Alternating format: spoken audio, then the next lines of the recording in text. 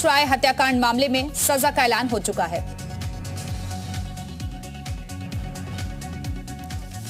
और इस वक्त पीयूष राय हमारे साथ खास मेहमान के तौर पर जुड़ चुके हैं। पीयूष जी, आप आज जो ये फैसला सामने आया है, इसको किस तरीके से देख रहे हैं? पहले तो मैं जी न्यूज का आभारी हूं कि आपने अपने मंच पे मुझे आने का मौका दिया। और आज जो एमपी एमएलए कोर्ट में जो फैसला आया है, मुख्तार अंसारी को 10 साल की सजा के साथ 5 लाख का जो जुर्माना लगाया गया है, ये यही बताता है कि हमें न्यायपालिका पे जो भरोसा था, आज उसी का नतीजा है कि ये फैसला सुनाया गया है। 31 साल बाद ये फैसला आया है और ये एक जरूर हम जैसे जो वादी हैं, जिन लोगों ने ऐसे अपराधियों के खिलाफ अपना मोर्चा खोल रखा था, आज उनके मन में और उनके अपने कार्यों में। कृषि से हर दिन, हर महीने, हर साल, इतना ही नहीं आपके रिटायरमेंट के लिए भी पैसे कमाना है? फिर देरी किस बात की? फ्रीडम ऐप को अब भी डाउनलोड कीजिए। विश्वास जरूर जगा है कि न्यायपालिका में भले ही थोड़ी देर हो सकती है, लेकिन अंधेर नहीं है। पीयूष जी, लेकिन जिस तरीके से इस मामले में भी देरी हमने देखी, क्योंकि वक्त वक्त पर सियासत के तहत ये मामला उलझता रहा, कभी गवाहों को गुमराह करने की कोशिश की गई, कभी किसी और चीज का डर दिखाया गया, शायद इसी वजह से ये मामला भी बहुत ज्यादा लंबा खिंच गया था।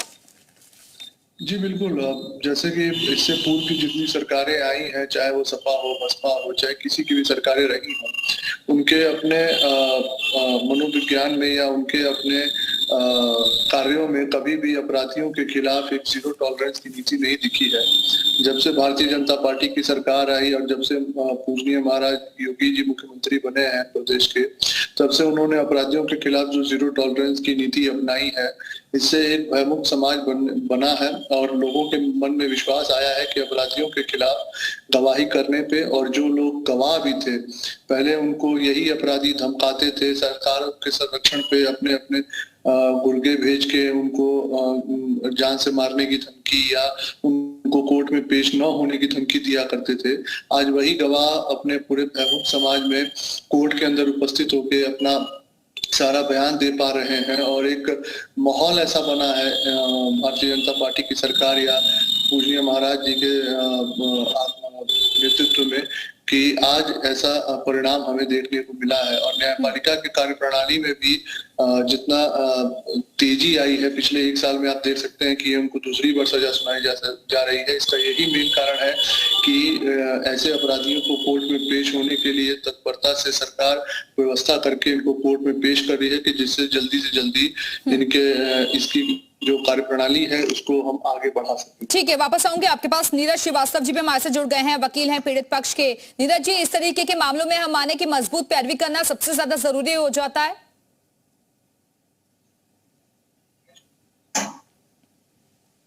जी बिल्कुल जरूरी हो जाता है। और पहले तो मैं आपसे ये निवेदन करना चाहूंगा कि जो आप उसमें दिखाना ही है कि अवधेश राय हत्याकांड में सजा सुनाई गई है, थोड़ा उसको संशोधित कर लीजिए। ये गैंगस्टर का मामला था, उसमें ये सजा सुनाई गई है और अवधेश राय हत्याकांड का मामला अभी बनारस में चल रहा है।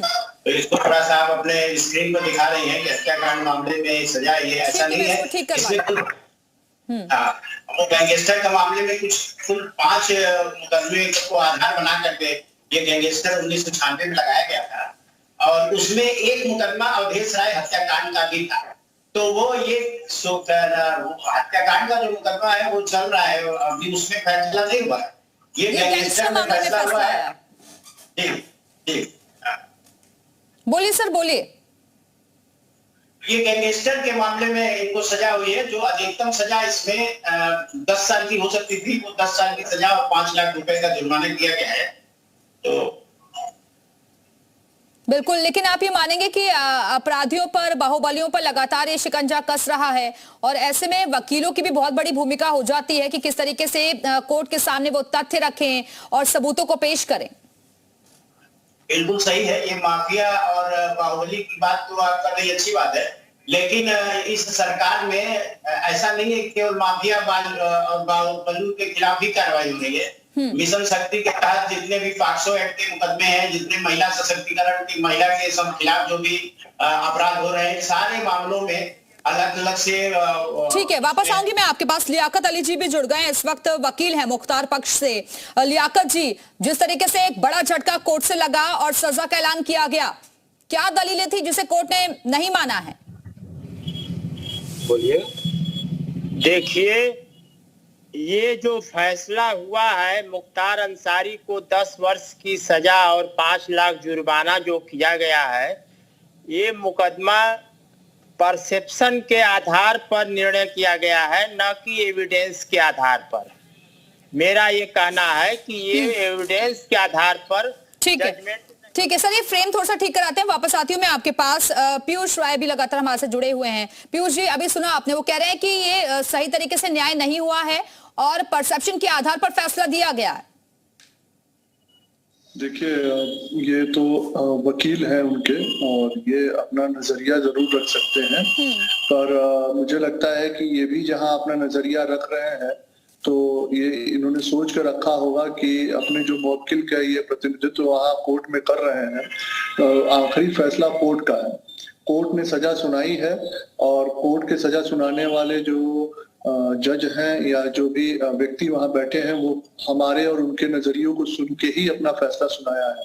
तो जब उनका नजरिया ये रहा है कि ये व्यक्ति दोषी है, तो हमें ये मानना ही पड़ेगा कि ये व्यक्ति दोषी है, चाहे वो परसेप्शन पे हो, चाहे तथ्य पे हो, और चाहे किसी भी एविडेंस पे हो। जब हम न्यायपालिका में अपने भरोसे को जताते हैं, तो उस न्यायपालिका के सर्वोच्च कुर्सी पे बैठे हुए व्यक्ति पे हमें एक विश्वास रखना पड़ता है कि वो हर नजरिए को सुनेगा। उसका काम है हर नजरिए को सुनना, और हर नजरिए में जो सही तथ्य होता है उस पर वो फैसला अपना देता है। बिल्कुल पीयूष जी, लेकिन आप ये भी बात मानेंगे कि जो न्यायपालिका की जो प्रोसीजर है उसमें भी थोड़ा सा हम कह सकते हैं सुधार आया है। अब जो लंबित मामले थे वो ज्यादा तेजी के साथ सुने जा रहे हैं, उस पर सुनवाई भी तेजी के साथ हो रही है और फैसले भी जल्द आ रहे हैं। जी बिल्कुल, मेरा ये मानना है कि जैसे मेरे पिताजी का मुकदमा था, उसका फैसला करीब 14 साल बाद आया, और जैसे कि गैंगस्टर एक्ट का ये मुकदमा है जिसमें 31 साल लग गए। इसका मेन कारण होता था जो सरकारें अपना संरक्षण, इससे पूर्व की जो सरकारें सपा बसपा की हुआ करती थी, जो इनको संरक्षण देती थी, इनको कोर्ट में बिना हाजिर किए, बिना पेशी कराए एक अगली तारीख ले ली जाती थी, जिससे कि इनको समय मिल सके गवाहों को धमकाने का या गवाहों को अपने गवाही करने से रोकने का। वो जब से माननीय पूजनीय महाराज जी की सरकार आई है, तब से एक भयमुक्त समाज बना के और इनको हर पेशी पे उपस्थित करा के एक प्रणाली में तेजी जो लाई गई है, वो उसी का नतीजा है कि आज हम न्यायपालिका के किसी भी कार्य में तेजी को देख पा रहे हैं, और जितनी जल्दी फैसले आ रहे हैं, मुझे उम्मीद है कि आगे भी जितने मुकदमे हैं इनके पे लंबित, उसके भी फैसले जल्द से जल्द आएंगे। ठीक है, वापस आऊंगी आप लोगों के पास। लियाकत अली जी एक बार फिर से हमारे साथ जुड़ चुके हैं, वकील है मुख्तार पक्ष से। लियाकत जी, अब अपनी बात पूरी कर सकते हैं, आपकी बात पूरी नहीं हो पाई थी। देखिए, सन 1996 में मुख्तार अंसारी बीएसपी पार्टी के गाजीपुर के जिलाध्यक्ष थे, और वो गाजीपुर से अपने घर मोहम्मदाबाद जा रहे थे, और लंका पुलिस पिकेट के पास एडिशनल एसपी, तत्कालीन एडिशनल एसपी श्री उदय शंकर जायसवाल ने अपने AK-47 से ताबड़तोड़ उनके गाड़ी पर गोलियां चलाना शुरू कर दिए, जिससे कि उनकी गाड़ी का टायर पंचर हो गया। 1996 में जो है उनके ऊपर 307 का मुकदमा कायम हुआ। उसमें 2 सिपाही जेल के उमाशंकर और एक साहब सिंह यादव घायल हो गए थे। वो जो है 307 का मुकदमा मुख्तार अंसारी पर कायम हुआ। वो भाग करके अपनी जान बचाने के लिए मुख्तार अंसारी डीएम आवास पर चले गए बंगले में। उसके बाद 1996 में गैंगस्टर एक्ट का मुकदमा पंजीकृत हुआ इनके विरुद्ध, मुख्तार अंसारी के विरुद्ध। 1996 के बाद पुलिस थाना कोतवाली ने विवेचना किया। उसके बाद यह विवेचना जो है इन्वेस्टिगेशन केस की इन्वेस्टिगेशन CBCID वाराणसी को सुपुर्द कर दी गई। CBCID वाराणसी ने 2004 में चार्जशीट को प्रिपेयर किया, और 2004 के बाद 3 साल तक उसने डीएम गाजीपुर के यहाँ चार्जशीट को सैंक्शन कराने के लिए दौड़ती रही, लेकिन डीएम साहब ने कहा कि यह मुकदमा इतना विलंब हो गया है और यह मुकदमा फर्जी कायम किया गया है। डीएम साहब ने सैंक्शन नहीं किया 3 साल तक। उसके बाद 2004 की चार्जशीट प्रिपेयर हो गई थी, उस पर साइन किया गया था इन्वेस्टिगेशन अफसर का। वह 2007 में न्यायालय। अरे ये तो आप पूरा बता रहे हैं ना कि अब से तब से लेकर अब तक क्या क्या हुआ, लेकिन आगे बताइए ना, क्योंकि राहें अब मुश्किल भरी नजर आ रही हैं।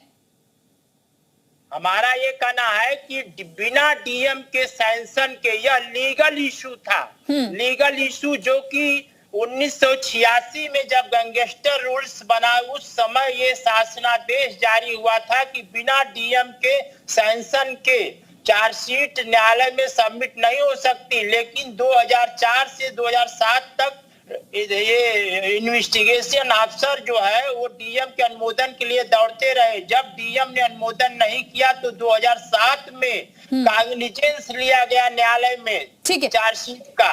3 साल बाद आप कह रहे हैं कि डीएम की तरफ से सैंक्शन नहीं हुआ था। नीरज श्रीवास्तव जी भी जुड़े हुए हैं। नीरज जी वो कह रहे हैं कि गलत तरीके से सारी चीजों को रखा गया और इसीलिए अभी फिलहाल हम देख रहे हैं ये फैसला।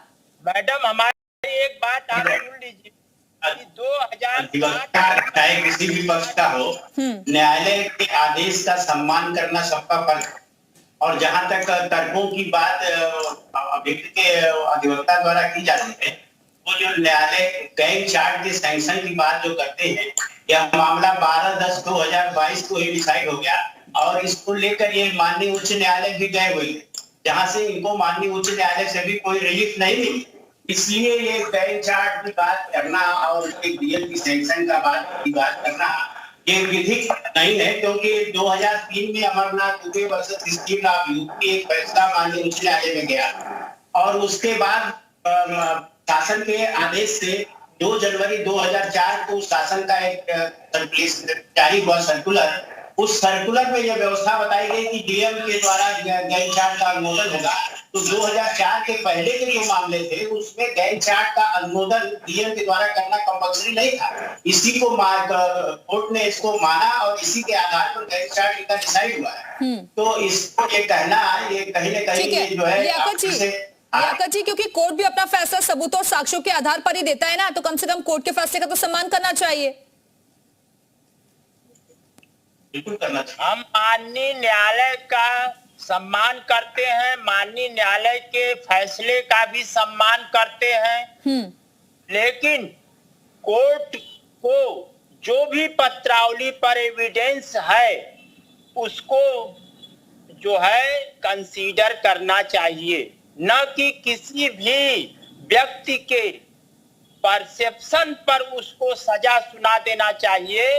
हम इसके विरोध में हैं। हम लोग अभी लीगल इशू को लेकर के माननीय उच्च न्यायालय में रिट याचिका हम लोगों ने दाखिल किया है कि डीएम के बिना सैंक्शन के चार्जशीट सबमिट की गई है। वह लीगल इशू पर 16 तारीख को कल माननीय उच्च न्यायालय इलाहाबाद में पत्रावली पर बहस होनी है। कल याचिका पर बहस होनी है, जिसके लिए हमने प्रार्थना पत्र दिया था माननीय न्यायाधीश महोदय को। उन्होंने प्रार्थना पत्र पर बिना कोई आदेश करके फैसला उन्होंने सुना दिया। हम माननीय न्यायालय का सम्मान करते हैं, लेकिन माननीय न्यायालय को माननीय उच्च न्यायालय में जब याचिका पेंडिंग है तो उनको भी यह ध्यान देना चाहिए न्यायाधीश को कि यह लीगल इशू है, जो कि गैंगस्टर एक्ट में प्राप्त है कि बिना डीएम के सैंक्शन के चार्जशीट न्यायालय में सबमिट हो सकती। ठीक है। और नीरज जी वो कहना चाह रहे हैं कि अभी ऊपरी रास्ते बहुत सारे बचे हैं। जी मैम, वो बताना चाह रहे हैं कि अभी ऑप्शंस हैं उनके पास आगे जाने के लिए। जैसे अब मुझे तो हंसी आ रही है इस बात में कि जब मामला उच्च न्यायालय गया और वहां पर माननीय उच्च न्यायालय ने इसको गंभीर न मानते हुए कोई इनको स्थगन आदेश नहीं दिया, तो अब उसके आधार पर यह कहना है कि मामला लंबित है और कोर्ट अपने सारे आदेश को रोक दे, तो बिना माननीय उच्च न्यायालय के आदेश के कोर्ट क्यों रुक जाएगी भाई? ये एमपीएमएलए का मामला है, माननीय उच्च न्यायालय क्या सुप्रीम कोर्ट तक इस पर मॉनिटरिंग कर रही है कि जल्दी से जल्दी मामले का निस्तारण हो। उसको ध्यान में रख के माननीय न्यायालय द्वारा निर्णय दिया गया है, इसका निश्चित रूप से सम्मान होना चाहिए। लियाकत जी, देखिए, सीबीसीआईडी के इन्वेस्टिगेशन अफसर जो धीरेन्द्र प्रताप सिंह थे, जिन्होंने कि सीबीसीआईडी में उन्होंने इस मुकदमे की विवेचना किया था, उसको प्रोसिक्यूशन ने एग्जामिन नहीं कराया, जिन्होंने कि 3 साल तक डीएम के यहाँ दौड़ते रहे प्रोसिक्यूशन की तरफ से वो अनुमोदन के लिए चार्जशीट की, उनको यहाँ पर अभियोजन द्वारा एग्जामिन न्यायालय में नहीं कराया गया, जबकि उनको एग्जामिन कराना बहुत जरूरी था। और एक मुकदमा जो कि माननीय न्यायालय में अजय राय द्वारा गवाही दी गई, अजय राय के खिलाफ गैंगस्टर एक्ट का और 302 का 307 का कम से कम 1 दर्जन मुकदमा है। और जो उनके ठीक है, आखिरी कमेंट पीयूष राय जी आपसे 30 सेकंड्स में जल्दी से। वो चेतगंज थाने के हिस्ट्री शीटर थे और उनके ऊपर 1 दर्जन से अधिक 302 के मुकदमा पेंडिंग थे और मुख्तार अंसारी से कहीं भी दुश्मनी का कोई। पीयूष जी, आवाज मिल रही है आपको?